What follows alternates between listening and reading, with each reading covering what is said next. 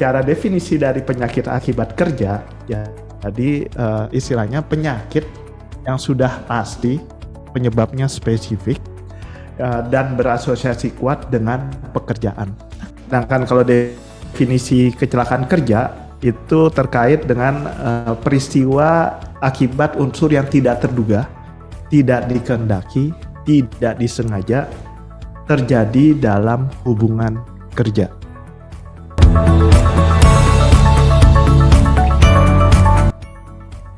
Dia sakit pinggang seperti itu. Tetap kita harus lihat secara faktor individualnya. Ya kan? Faktor individual bisa teman-teman lihat di layar, baik lifestyle-nya kita lihat. Nah, kalau kita bicara lifestyle dan kembali tadi Mbak Tami kan awalnya bilang minum. Minum air putih. Minum itu kan sebetulnya perannya sangat besar. Ya. Nah, bagaimana untuk kita tahu bahwa kebutuhan air minum kita itu sudah tercukupi atau belum dari tersebut? Oh, paling gampang dari urin. Oh, dari urin. Iya. Cakep. Dari urin. Kalau kita mohon maaf buang air kecil, warna urin kita bisa dilihat dokter. Warna yang normal seperti apa, Dok? Warna apa, yo? Warna kuning jernih. Oke. Tapi terlepas dari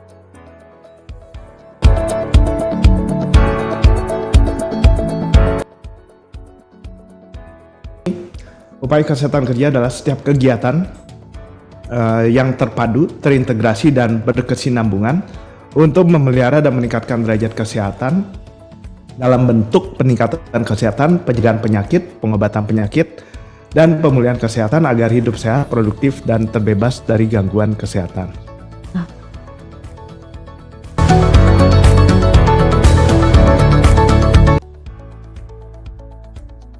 Yang akan dilakukan untuk di tempat tersebut atau fokusnya untuk di komunitas tersebut atau individunya khusus tersebut.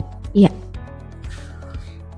Oke, yang jelas bahwa program secara holistiknya itu kita namakan holistic wellness untuk program kesehatan kerja.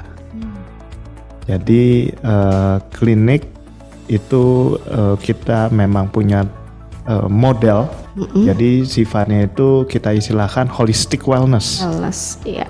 Sehingga diharapkan bagi yang masih sehat tetap sehat secara lebih produktif. Dan untuk teman-teman yang memang ada penyakit-penyakit tertentu atau ada memang lagi mengidap penyakit, ya tentunya kita harapkan bisa sesegera mungkin untuk kembali bisa berproduktif. Ya, return to work ya. Ya.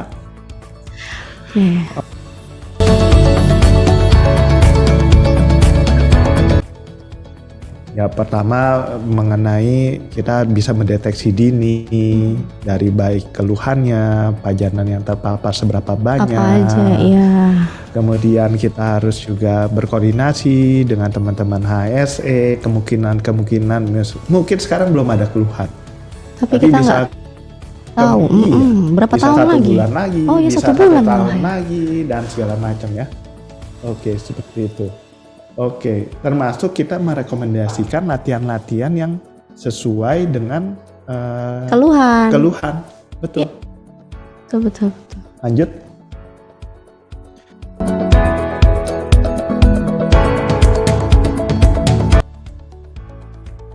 Ekonomi kan posisi lah ya.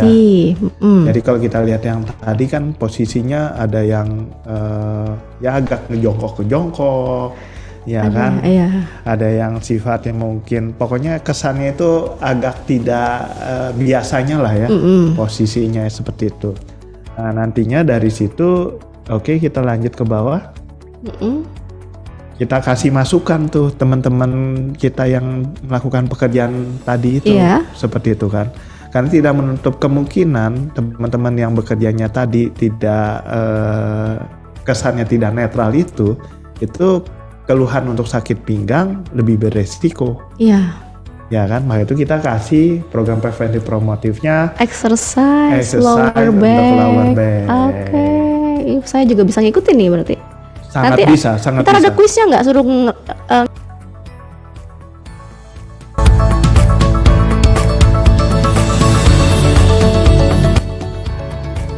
Iya, Work shouldn't be a Work shouldn't be pain. Dan Oke. itu setiap tanggal 28 Februari. Februari.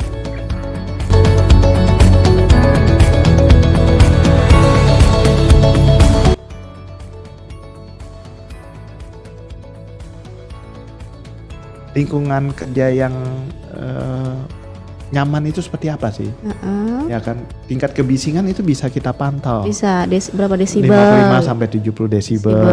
Oke. Terus cahaya gitu berapa kan. lux ya Berapa maksimal? lux? 300 sampai 500 lux ya kan. Suhu. Oh iya, dingin Ya banget. kan, nggak boleh Atau panas dingin banget, nggak boleh panas banget, ya Oh, kan, iya. kurang lebih 23 sampai 26 derajat Celcius. Kelembapan 40 sampai 60%. Humitnya ya. Ya, belum terkait dengan ventilasi atau laju sirkulasi Sirkulasi udara. Oh iya, betul juga ya. 0,15 per meter persegi misalkan. Terus ada pengecekan mungkin ya terkait dengan apakah karbon dioksidanya, apakah ada volatile organik compoundnya. Nah itu sebetulnya bisa dicek dan saya yakin sebetulnya untuk di daycare itu oleh pihak KSC, pihak K3 sudah dicek untuk mengenai lingkungan kerjanya. Oke, dari hazard lingkungan udah oke lah ya. Oke, untuk aman dan nyaman lah ya, untuk semua baik yang sifatnya untuk pekerjanya maupun untuk anak-anak yang memang dititipkan di situ. Iya, nggak ada yang bahaya-bahaya lah. Tapi Betul. untuk posisi pengasuhnya misalnya dok, Nah, tetap untuk posisi pengasuhnya usahakan kan tetap harus ergonomis Iya, lah ya, betul. tetap netral Iya. seperti itu.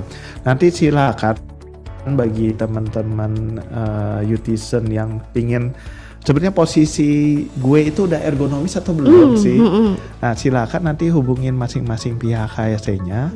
Nanti pihak KSC-nya akan berkoordinasi dengan tim klinik untuk kita bersama-sama ke tempat kerja tersebut.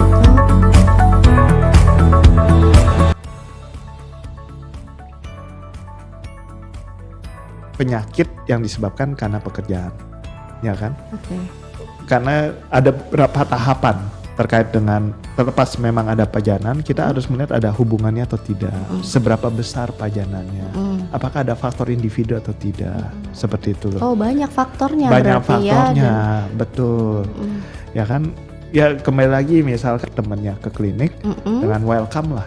Very welcome ya Iya. buat konsultasi. Harus lihat lebih mendalam lagi terkait masalah psikosomatis ini. Iya. Tapi yang jelas memang sangat bisa dan sangat bisa juga oleh pikiran dan emosi. Cuma juga perlu saya ingatkan Mbak Tami, Ya. psikosomatis ini juga bisa pengaruhnya karena kurang tidur. Kurang tidur teman-teman. Jadi kita idealnya berapa jam tidur dok? Ya untuk yang usia produktif ya 6 jam lah ya minimal 6 jam. Tetapi jangan lebih dari 8 jam. Karena kalau udah lebih dari 10 jam itu udah masuk ke arah kategori penyakit tidur loh. Hati-hati yang namanya istilahnya hipersomnia.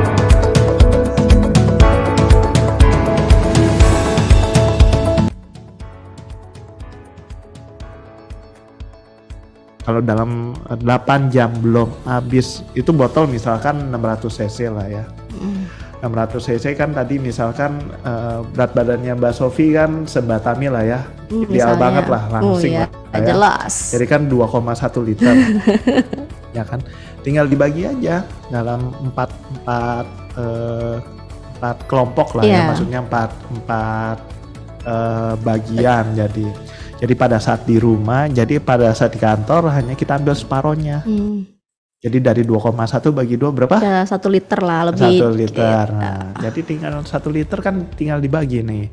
Pada saat makan pagi misalkan nyarep di kantor kita minum. Pada saat makan siang kita minum. Pada saat snack sore. Snack pagi juga. Pagi.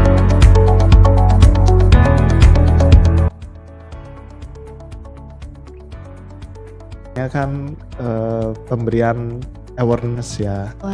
Awareness. Mudah-mudahan dengan awareness ini semakin meningkat dengan pemberian edukasi, dengan adaptasi atau memberikan kebiasaan-kebiasaan UT yang hygienic, yang sifatnya safety. Ya tentunya diharapkan karyawan tersebut ikut berubah lah ya. Ikut beradaptasi dengan budaya perusahaan. budaya perusahaan. kan. Gitu. Ya tentunya budaya K3 Yuti itu kan sudah paten punya lah ya. Sudah di mana budaya K3-nya Yuti terkait dengan safety